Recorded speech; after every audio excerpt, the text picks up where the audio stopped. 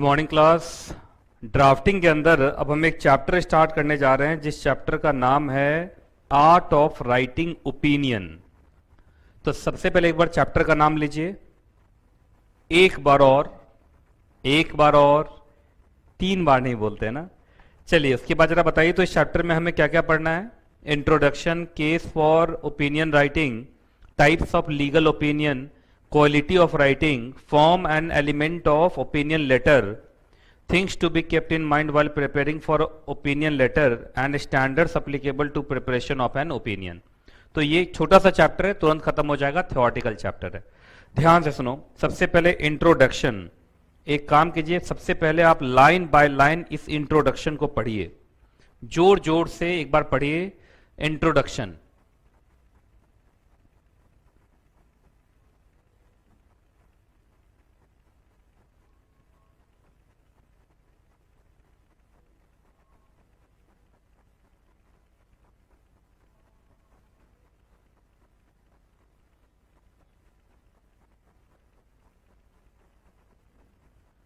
चलिए पढ़ लिया। अब ध्यान से सुनो कि सबसे पहले ये ओपिनियन राइटिंग क्या होता है ना।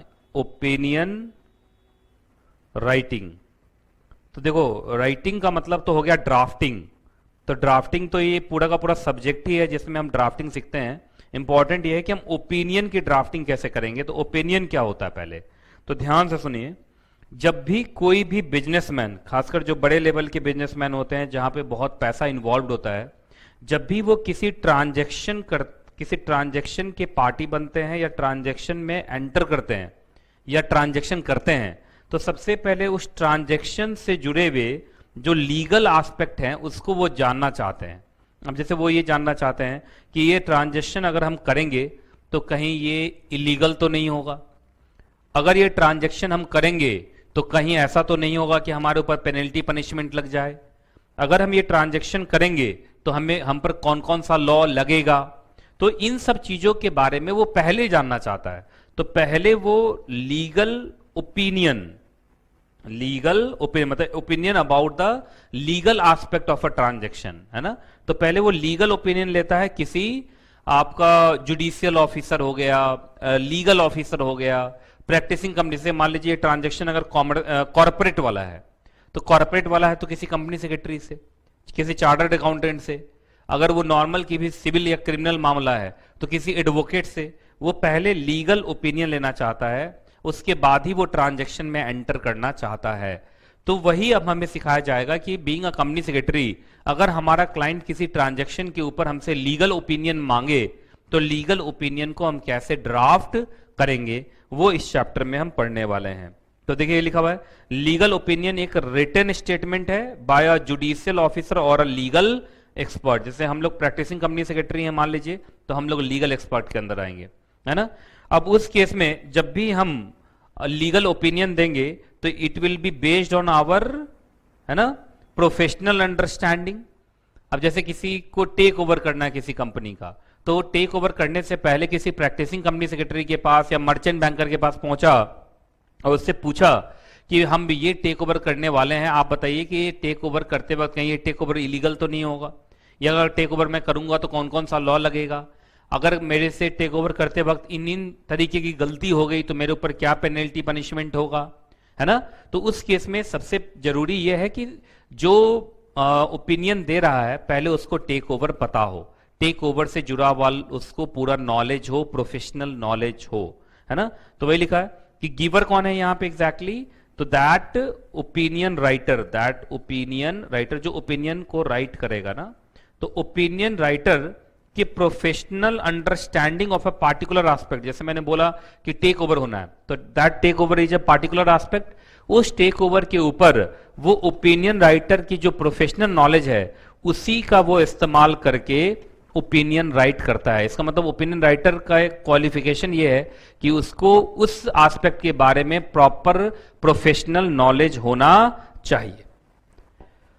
अब देखिए जनरली लोग क्या जानना चाहते हैं, तो जनरली लोग जानना चाहते हैं करेक्ट लीगल पोजीशन, कि अगर जो हम काम करने जा रहे हैं उसका करंट लीगल पोजीशन क्या है, वेदर इट इज लीगल और इलीगल। उसके बाद मान लीजिए कोई डिस्प्यूट है तो उस डिस्प्यूट में जाने से पहले या डिस्प्यूट करने से पहले वो जानना चाहेगा कि अगर वो डिस्प्यूट हो गया तो क्या वो डिस्प्यूट को जीत पाएगा कि नहीं। तो ये सब चीज वो पहले जानना चाहते हैं, जिसकी वजह से जनरली लोग क्या मांगते हैं, लीगल ओपिनियन मांगते हैं। अब जैसे यहाँ एक एग्जांपल दिया हुआ है कि कोई भी क्लाइंट मालूम चला, जिसको हम क्वेरिस्ट बोलेंगे, क्वेरिस्ट मतलब जो क्वेरी करेगा, तो क्वेरी करने वाला क्या हो गया, क्वेरिस्ट। तो क्वेरिस्ट जो है एक टैक्स ओपिनियन मांगना चाह रहा है कि अगर हम ये ट्रांजेक्शन करें तो कहीं हमारे ऊपर पेनल्टी तो नहीं लग जाएंगी, और अगर पेनल्टी लगी तो कितनी होंगी। तो ये सब वो पहले से जानना चाहेगा, उसके बाद ही जाके वो टैक्स वाला ट्रांजेक्शन करेगा।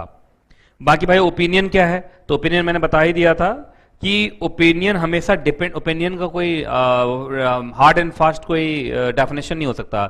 ओपिनियन हमेशा डिपेंड करेगा कि किस तरीके का बिजनेस ट्रांजैक्शन है, जैसा बिजनेस ट्रांजैक्शन होगा उस तरीके का ओपिनियन होगा। बस ये जरूर है कि ओपिनियन जब भी देगा तो ओपिनियन गिवर का उस मामले में प्रोफेशनल अंडरस्टैंडिंग अच्छी होनी चाहिए। जिस लेवल का प्रोफेशनल अंडरस्टैंडिंग होगा उसी लेवल का, उसी क्वालिटी का वो प्रोफेशनल ओपिनियन देगा। अगर उसके पास नॉलेज अच्छी नहीं है तो उसका ओपिनियन गलत हो सकता है, अगर उसका प्रोफेशनल नॉलेज अच्छा है तो उसका ओपिनियन अच्छा हो सकता है। बाकी ये बात मैं जरूर बता दूं, ओपिनियन वर्ड लिखा हुआ है तो ओपिनियन का मतलब कि कोई भी प्रोफेशनल ये कहेगा कि मेरे प्रोफेशनल नॉलेज के हिसाब से मुझे ऐसा लगता है कि ये होगा, लेकिन कोई मैं गारंटी नहीं दे रहा हूं। तो याद रखिएगा, ना तो कोई ओपिनियन लेटर और ना ही ओपिनियन लेटर में लिखी गई कोई लीगल ओपिनियन, है ना, ये कभी भी गारंटी नहीं माना जाएगा। क्या नहीं माना जाएगा, गारंटी नहीं माना जाएगा। इसका मतलब ओपिनियन जो भी वो दिया है वो, तो इसका मतलब यह है कि जो ओपिनियन लेटर है या जो ओपिनियन लेटर में लिखा गया ओपिनियन है वो किसी भी बात का गारंटी नहीं है, वो मात्र एक एडवाइस है, मात्र एक क्या एग्जैक्टली एडवाइस है। चलिए बी पॉइंट पढ़ते हैं हम। बी पॉइंट में है केस फॉर ओपिनियन राइटिंग, मतलब ओपिनियन कब कब हमसे मांगा जा सकता है। तो देखिए ओपिनियन जनरली लोग, मैंने बताया था जो भी अच्छे बिजनेसमैन होते हैं वो कभी भी किसी भी लिटिगेशन में वो तब तक फंसना नहीं चाहते जब तक कि वो कम से कम एक लीगल एक्सपर्ट से क्या न ले ले, लीगल ओपिनियन न ले ले। बिना लीगल ओपिनियन का कोई भी केस वेस में फंसना नहीं चाहता, खासकर ऐसे एग्जैक्टली बिजनेसमैन जो अपना टाइम बचाना चाहते हैं, अपने बिजनेस पे कंसंट्रेट करना चाहते हैं। ऐसे बिजनेसमैन कभी भी किसी केस में तब तक नहीं घुसते जब तक कि वो पहले लीगल ओपिनियन न ले लें। तो जनरली लीगल ओपिनियन तो हर मैटर पे लिया जा सकता है, पर जो कुछ कॉमन पर्पस मैं बता रहा हूं जिसके लिए लीगल ओपिनियन लोग मांगते हैं। पहला है लॉफुलनेस ऑफ एन एक्शन। लोग ये जानने के लिए लीगल ओपिनियन मांगते हैं कि वो जो एक्शन जो वो करने वाले हैं या जो उन्होंने एक्शन कर दिया वो लॉफुल है या नहीं। दूसरा लीगल कॉन्सिक्वेंसेस, वो ये जानना चाहते हैं कि जो उन्होंने एक्ट किया है उस एक्ट का क्या लीगल कॉन्सिक्वेंसेस होगा, क्या पेनल्टी पनिशमेंट होगा। आंसर क्वेश्चन, आंसर क्वेश्चन के अंदर क्या होता है, बहुत बार लोग, जैसे एग्जांपल यहां लिखा हुआ है कि मालूम चला कोई फॉरेन काउंसिल है और उसको भारत के लॉ के बारे में जानकारी नहीं है और केस मालूम चला इंटरनेशनल है। केस क्या है, इंटरनेशनल है। तो जो फॉरेन काउंसिल है वो लोकल काउंसिल से लोकल लॉ के बारे में कुछ क्वेश्चन पूछता है और उसका आंसर हम यहां से देते हैं। तो ये हो गया आंसर क्वेश्चन। आंसर क्वेश्चन का मतलब कि किसी दूसरे लॉयर ने कुछ क्वेश्चन पूछा और उसका जवाब कोई दूसरा लॉयर दे रहा है ना। तो ये हो गया एक तरीके से आपका आंसर क्वेश्चन। ये ओपिनियन है, मतलब ये मत समझना कि कोर्ट में केस चल रहा है और दो वकील आमने सामने लड़ रहा है, वो ये नहीं है। मतलब जैसे कोई इंटरनेशनल कोर्ट में कोई केस चल रहा है तो इंटरनेशनल कोर्ट का जो कोई वकील है वो भारत का लॉ नहीं जान रहा और भारत का पार्टी होने के वजह से उसको भारत का लॉ भी वहां बताना है, तो वो किसी भारतीय लॉयर से क्या मांग रहा है, एग्जैक्टली आंसर मांग रहा है कि आपके यहाँ इस मुद्दे पे क्या लॉ है, आप अपना ओपिनियन दीजिए कि अगर आपके देश में ये होता तो वहां पर क्या सजा होती या वहां पर क्या पेनल्टी पनिशमेंट है। उसके बाद रेगुलेटरी रिक्वायरमेंट, बहुत बार ओपिनियन लेना मैंडेटरी होता है कुछ लॉ में, तो मैंडेटरी था जिस वजह से हमने लीगल ओपिनियन लिया। कंप्लायंस पर्पस के लिए हम ये देखना चाहते हैं कि हमारे कंपनी के अंदर कंप्लायंस सही ढंग से हो रहा है कि नहीं हो रहा है, इसलिए हम बहुत बार लीगल ओपिनियन लेते हैं किसी एक्सटर्नल प्रोफेशनल से। प्रोटेक्टिव शील्ड, प्रोटेक्टिव शील्ड का मतलब होता है कि जैसे हम लीगल ओपिनियन लेके कोई काम करेंगे तो वो जो लीगल ओपिनियन वाला पेपर है वही हम दिखा देते हैं कोर्ट में कि देखिए हमें ऐसा लीगल ओपिनियन मिला था, इस लीगल ओपिनियन पर विश्वास करके मैंने ऐसा काम किया, तो मेरा कोई बैड इंटेंशन नहीं था, मेरा कोई मेंस रिया नहीं था। बहुत बार कुछ बिजनेसमैन ऐसे होते हैं जो मिसलीड करना चाहते हैं, फ्रॉड करना चाहते हैं, तो फ्रॉड के ऊपर जो फ्रॉडुलेंट ट्रांजैक्शन है 10-12 जगह से लीगल ओपिनियन लेते हैं, उसमें से जो लीगल ओपिनियन उनको सूट करता है फ्रॉड करने के लिए, फिर वो उस लीगल ओपिनियन का इस्तेमाल करते हैं फॉर कंडक्टिंग द फ्रॉड। तो कुछ लीगल ओपिनियन लेने वाले जो क्लाइंट आएंगे आपके पास वो अच्छे भी हो सकते हैं और बुरे भी हो सकते हैं। उसके बाद टू सेटिस्फाई कॉन्ट्रैक्चुअल रिक्वायरमेंट। अब देखिए जिसके अंदर जैसे कोई कॉमर्शियल कॉन्ट्रैक्ट है, फॉर एग्जांपल मालूम चला कि आपको लोन लेना है, अब लोन लेने के लिए आप प्रॉपर्टी मॉर्गेज करोगे तो वो प्रॉपर्टी फ्री फ्रॉम चार्ज है कि नहीं, वो प्रॉपर्टी क्लियर है कि नहीं, है ना। इसके लिए भी बहुत बार जो लॉयर है वो लीगल ओपिनियन देता है कि हाँ ये जो प्रॉपर्टी आपको मॉर्गेज के फॉर्म में दिया जा रहा है ये हमने देखा है और ये सही है ना, ये सही है। तो उस ओपिनियन लेटर को देख के लेंडर फिर आपको क्या देता है, लोन देता है। तो देखिए लिखा हुआ है कि opinion by borrowers counsel to the lender, है ना, जिसकी वजह से उसको क्या मिल जाएगा, लोन मिल जाएगा। बहुत बार इश्यूअर का जो काउंसिल है, जो कंपनी सिक्योरिटी इशू कर रही है इन्वेस्टर को, इश्यूअर का काउंसिल एक ओपिनियन लेटर देता है कि मैंने इस कंपनी को देखा है और इस कंपनी में सब कुछ सही है, कोई भी डिफॉल्ट फ्यूचर में होने वाला नहीं है। तो उस केस में भी बहुत बार ये ओपिनियन लेटर इन्वेस्टर्स उस पर विश्वास करते हैं और कंपनी में पैसा लगाते हैं। ड्यू डिलिजेंस, ड्यू डिलिजेंस और एक तरीके से आप कह सकते हैं जो ओपिनियन लेटर है, ये दोनों कॉम्प्लीमेंट्री है। क्योंकि ड्यू डिलिजेंस का मतलब होता है कोई भी ट्रांजैक्शन करने से पहले जागरूक रहना, और जागरूक रहने के लिए आपको क्या लेना चाहिए, लीगल ओपिनियन लेना चाहिए। उसके बाद आइए आगे पढ़ते हैं हम टाइप्स ऑफ लीगल ओपिनियन। अब देखिए जनरली लीगल ओपिनियन लोग कब कब मांगते हैं, कोई ट्रांजैक्शन करने से पहले वो लीगल ओपिनियन मांगते हैं कि वो ट्रांजैक्शन अलाउड है या नहीं है, वैलिड है या नहीं है। बहुत बार वो ये जानना चाहते हैं कि जो सिचुएशन हमारा है इस पर कौन कौन सा लॉ लगेगा और किस तरीके से लॉ लगेगा, और अगर हमने लॉ को नहीं माना तो हमारे साथ क्या हो सकता है। Opinion on fact, opinion on fact का मतलब जो हम काम अभी कर रहे हैं, मतलब फैक्चुअल जो चीजें हैं, अगर उस चीज को देखा जाए तो उस पर कहीं ऐसा तो नहीं है कि मेरा बाद में कोई प्रोसिक्यूशन हो जाएगा या यहाँ कोई क्लेम उलेम हो जाएगा। तो फैक्ट के ऊपर वो क्या मांग रहे हैं, ओपिनियन मांग रहे हैं। एडवाइस ऑन एविडेंस, कहा जाता है कि जनरली आप जो एविडेंस देने वाले हो कोर्ट में, वो एविडेंस अच्छे ढंग से काम करेगा कि नहीं करेगा। आप जानते हैं एविडेंस, इंडियन एविडेंस एक्ट आपने पढ़ा था जेआईजीएल के अंदर, सीएस एग्जीक्यूटिव के अंदर, एविडेंस एज टू फैक्ट होता है और एविडेंस एज टू लॉ भी होता है। तो जो आप एविडेंस दे रहे हैं वो लॉ को सही ढंग से सेटिस्फाई कर रहा है कि नहीं, फैक्ट को सही ढंग से प्रूव कर रहा है कि नहीं कर रहा है। तो ये सारी चीजों के लिए भी लोग क्या मांगते हैं, ओपिनियन मांगते हैं। इसलिए कहा जाता है कि देखिए एडवाइस देते वक्त भी, ओपिनियन देते वक्त भी हमें बहुत ज्यादा पॉजिटिव नहीं रहना चाहिए, हमें कभी भी कोई प्रिसाइज फिगर नहीं देना चाहिए, उल्टा हमें रेंज देना चाहिए। जैसे कितना पेनल्टी लग जाएगा तो 5 लाख, सीधा 5 लाख नहीं बोल देना चाहिए। आप ऐसे बोल सकते हैं कि 5 लाख तक का पेनल्टी लगने की उम्मीद है, 5 लाख तक का पेनल्टी लग सकता है। तो ये, उसके बाद आइए क्वालिटी ऑफ राइटिंग, कि जब भी आप ओपिनियन राइटिंग करें तो किन किन बातों का ध्यान रखें। सबसे पहले याद रखिएगा, ओपिनियन जो आप राइट कर रहे हो, ओपिनियन जो आप लिख रहे हो, वो सामने वाले के लिए लिख रहे हो, सामने वाले को उसको समझना है, सामने वाले को आपको समझाना है।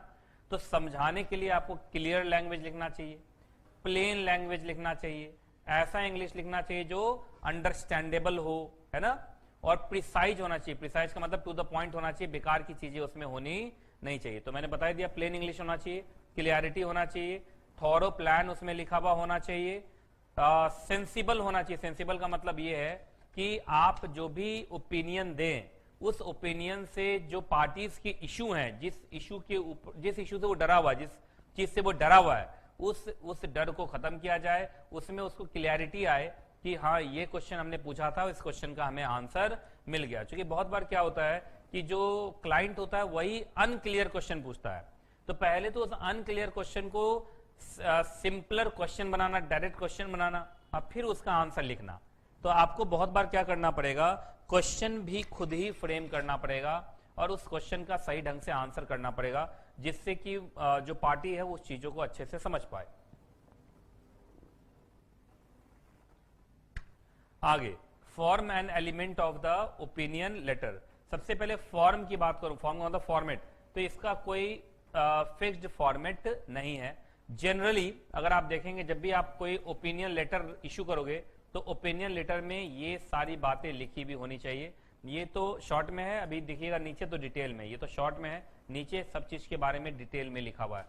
पहले जनरली देखें, इंट्रोडक्टरी मैटर्स, जैसे पार्टीज का नाम है ना, पार्टीज का नाम हो गया, ओपिनियन जो राइटर है उसका रोल क्या है भाई, किस पर्पस के लिए ओपिनियन मांगा जा रहा है, तो ये मेन। उसके बाद रिसाइटल, रिसाइटल आप जानते हैं जनरली उसमें क्या लिखा रहता है, बैकग्राउंड लिखा होता है। क्या लिखा होता है, बैकग्राउंड। तो उसमें आप डॉक्यूमेंट मांगते हैं, फैक्चुअल डॉक्यूमेंट मांगते हैं, जिसको देख के आप लीगल ओपिनियन देने वाले हैं।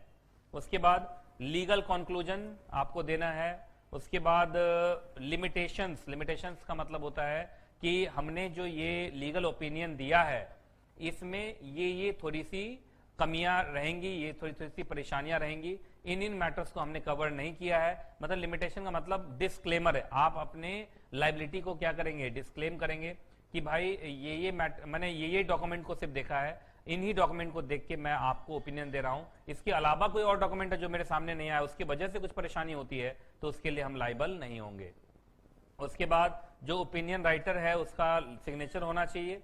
और कहा जाता है जनरली कि लोग जब आपसे ओपिनियन लेते हैं, ओपिनियन लेटर लेते हैं, तो उसके लिए वो फीस देते हैं आपको।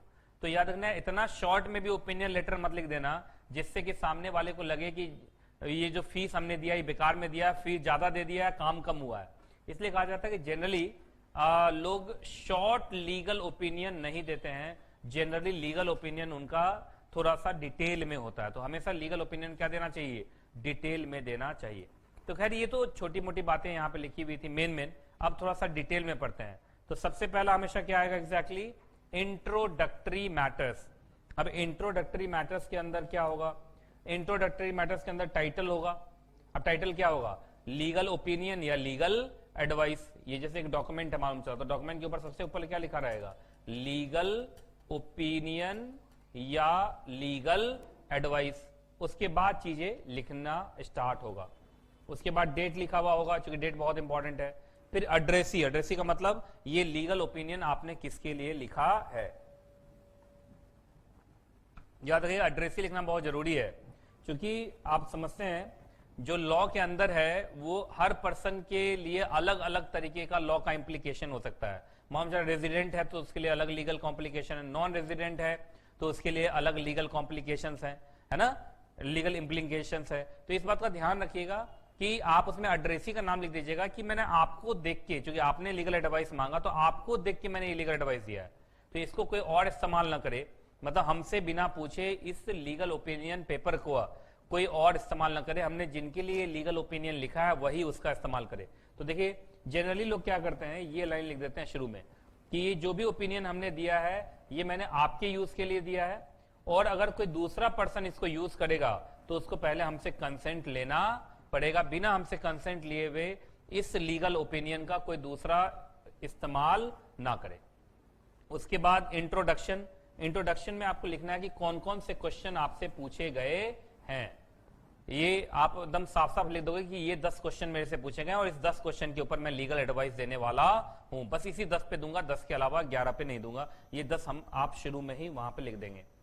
उसके बाद शुरू होता है डेफिनेशन, कि आप अपने ओपिनियन लेटर में, जैसे मान लीजिए 50 पेज का ओपिनियन लेटर है तो 50 पेजेज में हो सकता है 10-12 जगह आपने एब्रीविएशन लिखा हो, तो उस एब्रीविएशन का डेफिनेशन शुरू में लिख देंगे। जैसे किसी भी लॉ में होता है शुरू में डेफिनेशन आ जाता है, जिससे कि बाद में आपको पूरा हर चीज डिफाइन करने की जरूरत नहीं है, शुरू वाला ही डेफिनेशन हर जगह काम आता है।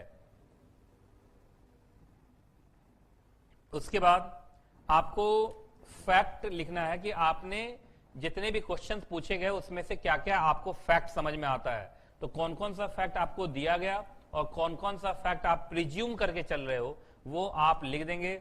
लिखने के बाद याद रखिए ये बहुत जरूरी होता है फैक्ट लिखना। फैक्ट इसलिए लिखना क्योंकि आप अगर क्लियरली फैक्ट लिख दोगे कि इन इन फैक्ट को मैं समझ पाया हूं और इन्हीं फैक्ट के ऊपर मैं लीगल ओपिनियन दूंगा, तो इससे बाद में देखो यहां पर लिखा हुआ ना कि बाद में अगर आपके फैक्ट जो है बाद में अगर आपका लीगल ओपिनियन गलत साबित हुआ, गलत साबित इस वजह से हुआ चूंकि फैक्ट गलत दिए गए थे, तो आप दिखा देंगे कि देखिए भाई मुझे ये फैक्ट दिए गए थे और ये फैक्ट मैंने एज्यूम किया था, तो इसी के ऊपर मैंने लीगल ओपिनियन दिया है। तो अगर कोई फैक्ट इसमें से गलत है तो मेरा ओपिनियन भी गलत होगा। तो अगर फैक्ट गलत है और फैक्ट गलत होने की वजह से ओपिनियन गलत हुआ है तो उसके लिए फिर मैं जिम्मेदार होऊंगा नहीं। तो लोग क्या करते हैं जनरली शुरू में ही वो एक डिटेल्ड लिस्ट बना लेते हैं उस डॉक्यूमेंट का और सर्टिफिकेट का जो उनको दिया गया है और जिसको देख के वो लीगल ओपिनियन देने वाले हैं। तो शुरू में लिख देते हैं कि भाई मुझे 5 डॉक्यूमेंट्स दिए गए और ये 5 फैक्ट बताए गए, बस इन्हीं 5 डॉक्यूमेंट और 5 फैक्ट को देख के मैंने लीगल ओपिनियन दिया है। अब इसमें से कोई फैक्ट अगर जो मुझे दिए गए हैं वो गलत है या जो डॉक्यूमेंट हमें दिए गए हैं वो गलत है, तो फिर भाई हमारा लीगल ओपिनियन भी गलत हो सकता है और इसके लिए फिर हम लायबल होंगे नहीं, क्योंकि इसमें हमारी गलती नहीं है। हम तो लीगल ओपिनियन उसी डॉक्यूमेंट के बेसिस पर देंगे, उसी फैक्ट के बेसिस पर देंगे जो हमें बताया जाएगा। तो इसलिए जनरली लोग क्या करते हैं, एक ये डिस्क्लेमर क्लॉज लिख देते हैं, जैसे we have been furnished with and have examined original copy certified, मतलब ये डॉक्यूमेंट को हमने एग्जैक्टली हमें दिए गए, इन सारे डॉक्यूमेंट का ओरिजिनल दिया गया, इन सारे डॉक्यूमेंट को हमने ऑफिसर से या कंपनी के रिप्रेजेंटेटिव से एक बार कंफर्म किया और कंफर्म करने के बाद तब जाके हम इस पर ओपिनियन लिख रहे हैं। इसका मतलब हमने अपने तरफ से किसी भी फैक्ट को इंडिपेंडेंटली प्रूफ करने की कोशिश नहीं की, स्टैब्लिश करने की कोशिश नहीं की। तो जो हमें डॉक्यूमेंट दिए गए उसी डॉक्यूमेंट के बेसिस पर हमने क्या दे दिया, लीगल ओपिनियन दे दिया गया। जो फैक्ट हमें बताया गया उसी फैक्ट को सही मान के हमने लीगल ओपिनियन दे दिया। फैक्ट गलत दिया गया है या डॉक्यूमेंट गलत दिया गया है तो उसके लिए फिर हम जिम्मेदार नहीं है। जनरली लोग ओपिनियन लिखते वक्त 2 तरीके के चीजों पे वो बेसिकली 3, पहला reliance on certificate of public official, second is officer certificate and the third is documentary examination assumptions. ये 3 चीजों पे लोग अपना लीगल ओपिनियन बेस करते हैं, है ना। तो legal opinion is generally based on the three things. The first is reliance on certificate of public officials, officer certificate and कुछ एजम्पशंस। पहले रिलायंस का मतलब होता है विश्वास करना। तो आप पब्लिक ऑफिशियल्स, इसका मतलब सरकारी, गवर्नमेंट रिकॉर्ड्स को आपने देखा और गवर्नमेंट रिकॉर्ड्स पे आपने विश्वास किया और गवर्नमेंट रिकॉर्ड्स पे विश्वास करके आपने ये लीगल ओपिनियन दिया, है ना। जैसे फॉर एग्जांपल आपने एमसीए के वेबसाइट से certified copy of article of association, certified copy of certificate of incorporation, है ना, ये निकाला। तो आप ये मान सकते हैं कि सरकारी रिकॉर्ड में ये डॉक्यूमेंट जमा है तो ये सही होगा और इसी को देख के आपने अपना लीगल ओपिनियन दे दिया। जैसे दूसरा भी एक एग्जांपल है, लोन लेते वक्त आप रजिस्ट्रार के ऑफिस में गए और जमीन का रजिस्ट्री पेपर देखा आपने, तो रजिस्ट्री पेपर आपने देख लिया कि हाँ इसी आदमी का के नाम पे रजिस्ट्री पेपर है सरकारी ऑफिस में, रजिस्ट्रार ऑफिस में, तो इसका मतलब यही उसका मालिक है और यही उसका मालिक है। तो अगर ये मॉर्गेज कर रहा है अपने प्रॉपर्टी को तो उसमें कोई परेशानी नहीं है। तो यहाँ पे मॉर्गेज को आपने सही इसलिए माना क्योंकि मॉर्गेज करने वाला वो आदमी है जिसके नाम से रजिस्ट्री पेपर आपको रजिस्ट्रार ऑफिस से निकला। तो इसका मतलब आप समझ गए कि नहीं, रजिस्ट्रार के ऑफिस में इसी के नाम से अगर रजिस्ट्री है तो इसका मतलब ये प्रॉपर्टी इसी की है और अगर ये मॉर्गेज कर रहा है तो इसमें कोई दिक्कत वाली बात नहीं है। उसके बाद बहुत बार हम ऑफिसर्स का सर्टिफिकेट लेते हैं। 2 तरीके का ऑफिसर्स का सर्टिफिकेट होता है। पहला ऑफिसर्स का सर्टिफिकेट जो ऑथेंटिसिटी को क्या करता है, एग्जैक्टली वेरीफाई करता है। जैसे मालूम चला किसी भी, इसको आप इससे जोड़ लीजिएगा, जैसे मालूम चला किसी भी कंपनी के अंदर गए और कंपनी सेक्रेटरी से आपने उसको सर्टिफाइड करवा लिया तो फिर वो सही माना जाएगा कि अगर कंपनी सेक्रेटरी ने उसको सर्टिफाई कर दिया है तो वो सारी के सारे डॉक्यूमेंट सही होंगे। जैसे कंपनी के मिनट्स हैं, है ना, कंपनी के आर्टिकल ऑफ एसोसिएशन है, कंपनी का मेमोरेंडम है, अगर उस पर कंपनी सेक्रेटरी ने साइन कर दिया कंपनी की तरफ से, कंपनी का स्टैम्प मार दिया तो आप उस पर अब रिलायंस कर सकते हैं, विश्वास कर सकते हैं। दूसरा ऐसा सर्टिफिकेट होता है जो वेरीफाइबल अभी है नहीं पर वेरीफाई करने के लिए थोड़ा मेहनत करना पड़ेगा आपको। अब जैसे मेहनत करने के लिए जैसे लोन एग्रीमेंट वाला ही केस है तो उस केस में आपको हो सकता है कि रजिस्ट्री वाले ऑफिस में आपको जाना पड़े और ये पहले पता करना पड़े कि जो आदमी लोन ले रहा है और लोन के बदले वो मॉर्गेज दे रहा है वो मॉर्गेज प्रॉपर्टी का ओनर वही है या नहीं है। अब वो अगर है तो पता कहां चलेगा, रजिस्ट्रार ऑफिस में जाना पड़ेगा। तो रजिस्ट्रार के ऑफिस में जाके थोड़ा मेहनत करके रजिस्ट्री पेपर निकलवाना पड़ेगा और तब जाके फिर आप उसके ऊपर विश्वास कर पाएंगे। तो कुछ ऐसा होता है जो जैसे कंपनी सेक्रेटरी का साइंड डॉक्यूमेंट है तो वो तो मतलब रेडीली वेरीफाइड है, लेकिन कुछ ऐसे सर्टिफिकेट्स मिलेंगे आपको जिसको एक बार आपको वेरीफाई करना पड़ेगा।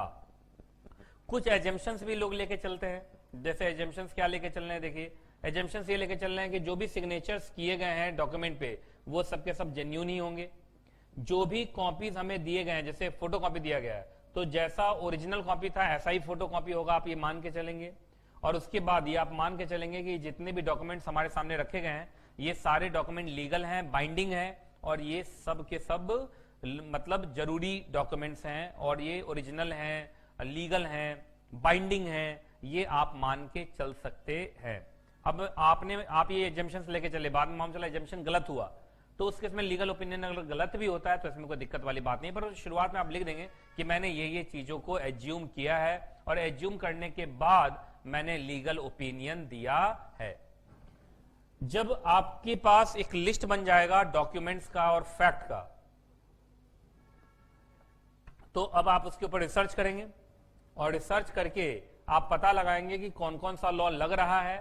तो जो सा लॉ लग रहा है, कौन सा मतलब एक लॉ लग रहा है, एक से ज्यादा लॉ लग रहा है, और लॉ लग रहा है तो लॉ का कौन सा प्रोविजन लग रहा है, और इस ट्रांजैक्शन के ऊपर इससे पहले कितने सुप्रीम कोर्ट और हाई कोर्ट के जजमेंट आ चुके हैं जो प्रेसिडेंट कहे जाते हैं। तो ये सब अब आप करोगे तय। तो ये ओपिनियन राइटिंग है। देखा जाए तो मेन यही है कि आपने रिसर्च किया और ये आप उसी रिसर्च के हिसाब से अब आप ओपिनियन लिखेंगे। अब आपको ओपिनियन लिखना है। ओपिनियन लिखते समय आपको ध्यान रखना है कि ओपिनियन कैसे लिखा जाता है। देखिए जनरली ओपिनियन, अगर क्वेश्चन इस तरीके से पूछा गया था जैसे is the transaction a valid mortgage, तो आप यस और नो में जवाब दे सकते हैं। लेकिन अगर क्वेश्चन ऐसे पूछा गया था कि why is this not a valid mortgage, why, अब व्हाई क्वेश्चन पूछ लिया तो फिर इसका मतलब अब आपका आंसर मोनोसिलेबिक नहीं होना चाहिए। क्या होना चाहिए? मोनोसिलेबिक का मतलब होता है कि एक ही वर्ड में आपने उत्तर दे दिया, एक ही वर्ड में आपने आंसर दे दिया, यस और नो, ये हो गया मोनोसिलेबिक। तो आप देखिए मोनोसिलेबिक तब होगा ना जब क्वेश्चन भी मतलब वन लाइनर हो या क्वेश्चन भी इस तरीके का पूछा गया हो। तो जैसे पूछा गया is the transaction a valid mortgage और नॉट, तो आप ये और नो में जवाब दे दोगे। लेकिन पूछा why is this not a valid mortgage, तब तो उस केस में आपको प्रॉपर एक्सप्लेनेशन देना पड़ेगा। मोनोसिलेबिक वहां पर चलेगा नहीं, वन वर्ड आंसर चलेगा नहीं। तो इस बात का ध्यान रखिएगा कि आपको जो लिखना है एग्जैक्टली ओपिनियन, वो डिपेंड करेगा कि किस तरीके का क्वेश्चन पूछा गया है। जैसा क्वेश्चन उस तरीके का आप आंसर दे देंगे, है ना। यस नो में पूछा है तो यस नो में, अगर उसने एक्सप्लेनेशन मांगा है तो प्रॉपर एक्सप्लेनेशन दे के आप करेंगे। उसके बाद आता है क्वालिफिकेशन। अब क्वालिफिकेशन का मतलब मैं आपको बता गया था, जैसे क्वालिफिकेशन आप क्या लगाएंगे। पहला, जैसे मालूम चला कि आपका क्वालिफिकेशन मतलब नेगेटिव रिमार्क, जैसे किसी वन पोर्शन के लिए है तो वहां पर आप एक लाइन लिख सकते हैं कि सब्जेक्ट टू दिस और एक्सेप्ट दिस। मतलब ये जो मैं लाइन लिख रहा हूं ये सब्जेक्ट टू दिस पॉइंट है या एक्सेप्ट दिस पॉइंट है। तो ये हो गया क्वालिफिकेशन। क्वालिफिकेशन का मतलब होता है कि आप दायरे को कम कर रहे हैं, दायरे को कम कर रहे हैं, ये एक्सेप्शंस क्रिएट कर रहे हैं। लेकिन मोर देन वन पोर्शन को के लिए अगर क्वालिफिकेशन लिखना है तो आप our opinion in paragraph number 1, paragraph number 2, paragraph number 3 is subject to paragraph number 4, paragraph number 5, इस तरीके से लिख सकते हैं। We express no opinion on the effect of, मतलब मैंने इस पॉइंट पे कोई भी ओपिनियन दिया नहीं है। या in rendering our opinion paragraph number 4-5 we have assume that, कि मैंने मतलब हमें इस वाले पैराग्राफ के लिए कोई भी हमें फैक्ट नहीं मिला तो हमने एजम्पशंस लिया था और उस एजम्पशंस के ऊपर हमने क्या दिया है, आपको एग्जैक्टली ओपिनियन दिया है। तो आपको साफ साफ क्वालिफिकेशन लिख देना है कि हम जो ओपिनियन दे रहे हैं ये सब्जेक्ट टू दिस है, ये एक्सेप्ट दिस है, या हम जो ओपिनियन दे रहे हैं उसके लिए हमें फैक्ट नहीं मिले तो हमने एजम्पशंस लिए हैं। ये सब अगर आप लिख देंगे तो आप बाद में लाइबिलिटी से बच जाएंगे। लेकिन अगर आप ऐसे नहीं लिखते हैं तो फिर उस केस में आपको परेशानी हो सकती है। इसलिए जरूरी है कि आप हमेशा पैराग्राफ्स में लिखें और हर पैराग्राफ की क्या करें, नंबरिंग करें, जिससे कि बाद में आपको एक्सेप्शंस लिखने के लिए, क्वालिफिकेशंस लिखने के लिए, रिजर्वेशंस देने के लिए आपको आसानी हो। अब बहुत बार ऐसा हो सकता है कि कुछ स्पेशल मैटर्स भी हो सकते हैं जो जनरल ना लगे आपको। जैसे फॉरेन लॉ के ऊपर बातचीत हो रही है और फॉरेन लॉ वाला जो काउंसिल है वो लोकल काउंसिल के ऊपर विश्वास कर रहा है। वो जनरली वो लोकल काउंसिल से एडवाइस लेता है कि आपके देश में क्या कानून है इस मुद्दे पे, और उसी के ऊपर वो विश्वास भी कर लेता है। तो देखिए वो लिखा हुआ ना कि वो लोकल काउंसिल पे विश्वास कर लेता है। तो लोकल काउंसिल पे अगर आप विश्वास कर रहे हैं, मतलब किसी और काउंसिल पे विश्वास कर रहे हैं, तो उस केस में आपको ये लाइन लिखना चाहिए, जैसे in rendering the opinion expressed in paragraph number 5, 9, 10, मान लीजिए पैराग्राफ नंबर 5, 9, 10, हमने पूरा का पूरा रिलाई किया है in the opinion of mister Z, जो दूसरा काउंसिल है, और हमने उसका कोई भी इंडिपेंडेंट एग्जामिनेशन नहीं किया है। जैसे मान लीजिए अगर मैं इंडिया का हूं और मुझे अमेरिका के किसी मैटर पे लीगल ओपिनियन देना है, तो किसी अमेरिकन लॉयर से भी मैंने पूछा था कि आपके यहाँ इस मैटर पे क्या लॉ है, तो जो उसने बताया हमने उसी को सही मान लिया, हमने अलग से उसको क्रॉस चेक करने की कोशिश नहीं की है। तो बाद में मालूम चला कि वो जो लोकल काउंसिल है या फॉरेनर काउंसिल है जिससे आपने एग्जैक्टली मांगा है, अगर उसने गलत एडवाइस दिया होगा तो फिर उस केस में आप लायबल नहीं होंगे, क्योंकि आप पहले बोल के चल रहे हैं कि हमने उन्होंने जो एडवाइस दिया हमने सीधा उसी को मान लिया, हमने उसको इंडिपेंडेंटली चेक नहीं किया। बहुत बार क्या होता है कि हमें स्पेशल काउंसिल भी बुलाते हैं। जैसे मान लीजिए कोई एक एलएलबी लॉयर है, लॉयर ओपिनियन लिख रहा है, लेकिन वो कुछ कंपनी का मैटर आ गया, कंपनी के मैटर के लिए उसने प्रैक्टिसिंग कंपनी सेक्रेटरी से कुछ स्पेशल ओपिनियन मांगा, तो फिर उस केस में देखिए ये एडवाइजेबल भी है कि जिस चीज के बारे में आप प्रोफेशनल नहीं है उस चीज पर आप अपना ओपिनियन ना दें। आप ओपिनियन हमेशा ऐसे मैटर्स पे दें जिनके लिए आपके पास प्रोफेशनल नॉलेज है। अगर प्रोफेशनल नॉलेज नहीं है तो जो काउंसिल उस मामले में प्रोफेशनल एक्सपर्ट है आप उससे ओपिनियन लिखवाएं तो वो ज्यादा अच्छा होगा। उसके बाद लास्ट में आपको अपना सिग्नेचर कर देना है। सिग्नेचर आप फर्म है तो फर्म के बिहाफ पे कर सकते हैं, जैसे X Y Z by A, तो फर्म का नाम हो गया X Y Z. X Y Z का मतलब ये नहीं कि mister X mister Y mister Z मैं नहीं लिख रहा हूं, एक्स वाई जेड मतलब कुछ भी, फर्म का नाम है, उसका पार्टनर ए है, तो यहां लिख दिया एक्स वाई जेड और उसके बाद नीचे ए साइन कर दिया, या पहले ए साइन कर दिया और नीचे लिख दिया on behalf of X Y Z, तो दोनों हो सकता है, पहले फर्म का नाम फिर नीचे पार्टनर का साइन, या पहले पार्टनर का साइन फिर नीचे फर्म का नाम, तो आप इस तरीके से लिख सकते हैं। उसके बाद लास्ट में डिस्क्लेमर जरूर लिखना चाहिए, तो लोग हमेशा डिस्क्लेमर लिखते ही हैं कि जो भी हमने ओपिनियन दिया है वो उस लॉ के अनुसार दिया है जो लॉ उस समय चल रहा था जिस समय हमने ओपिनियन दिया है, क्योंकि लॉ बदलते रहते हैं। तो जैसे मालूम चला आपने 2022 में एग्जैक्टली डिसीजन ओपिनियन दिया, और 2022 में मालूम चला जो इंसॉल्वेंसी लॉ भारत में चल रहा है वो चल रहा है आईबीसी, तो आप लिखेंगे 2022 में मैं ओपिनियन दे रहा हूं और 2022 में जो अभी लॉ चल रहा है वो आईबीसी है, और आईबीसी का ये रूल ये रेगुलेशन अभी इफेक्टिव है। बाद में कोई नया रूल आ जाए, कोई नया रेगुलेशन आ जाए तो उसके लिए हम लाइबल नहीं है और उसके बारे में हम जानते नहीं है। जो लॉ अभी चल रहा है उसी लॉ को देखते हुए हमने आपको ओपिनियन दिया है। उसके बाद जो डॉक्यूमेंट्स हमें दिए गए हैं, जो फैक्ट हमें प्रोवाइड किए गए हैं, ये मैंने पहले भी बोल दिया था, इसी को देख के हमने लीगल ओपिनियन दिया है। अब आइए उसके बाद एफ पॉइंट में, जब भी आप ओपिनियन लेटर लिखें तो कुछ चीजें हैं जिसको आपको दिमाग में रखना चाहिए। एक्चुअली वो चीजें हैं जहां पे मालूम चला ओपिनियन गिवर और ओपिनियन रेसिपेंट दोनों के बीच में डिस्प्यूट हो सकता है, झगड़ा हो सकता है, दोनों के बीच में डिफरेंसेस हो सकते हैं, डिस्प्यूट हो सकते हैं। अब देखो जनरली क्या क्या, पहला तो टाइम एंड एक्सपेंस, टाइम बहुत ज्यादा ले लिया ओपिनियन देने में, देरी से दिया या पैसा ज्यादा ले लिया, जो हमने पूछा था उस पर आंसर नहीं दिया, जो फैक्ट के ऊपर हम लीगल ओपिनियन चाहते थे उस फैक्ट को तो छोड़ ही दिया गया, जो मैटर्स हम चाहते थे कि इन मैटर्स पे हमें दिक्कत लग रही है उस मैटर्स के ऊपर इन्होंने लीगल ओपिनियन ही नहीं दिया। उसके बाद कुछ कंफर्ट ओपिनियन और नेगेटिव एश्योरेंसेस होते हैं, अभी मैं नीचे बताता हूं, देखो एक एक करके सबको एक्सप्लेन भी किया गया। पहला, opinion that are not cost effective. याद रखिएगा ओपिनियन लेटर बनाना एक कॉस्टली प्रोसेस है, तो लेकिन इस बात का ध्यान रखिएगा ये ना हो कि मालूम चला जिस मैटर पे वो क्वेश्चन पूछा, अगर मान लीजिए उस मैटर पे उसको पेनल्टी होता तो 1000 रुपए का होता, लेकिन उस 1000 रुपए के ओपिनियन को लेने के लिए उसने 10,000 रुपए खर्च कर दिया, तो बेकार हो जाएगा। तो आप ओपिनियन इस हिसाब से देना जिससे कि आपका ओपिनियन लेटर ज्यादा क्लाइंट को महंगा ना लगे, है ना। मालूम चला जिस मैटर पे ओपिनियन लिया आपने, उस मैटर मान लीजिए ओपिनियन ना लिए होते और पेनल्टी लगता तो 1000 रुपए का लगता, लेकिन उस 1000 रुपए के पेनल्टी को अवॉइड करने के लिए आपने ओपिनियन लेटर लिया, ओपिनियन लेटर 10,000 रुपए का पड़ा, तो उल्टा 9,000 का नुकसान हो गया। तो इस बात का ध्यान रखिएगा। इन एप्रोप्रिएट स्कोप, बहुत बार लोग क्या करते हैं, इसलिए आपको शुरू में लिख देना चाहिए था कि इन मैटर्स पे ही हम क्या देंगे, ओपिनियन देंगे।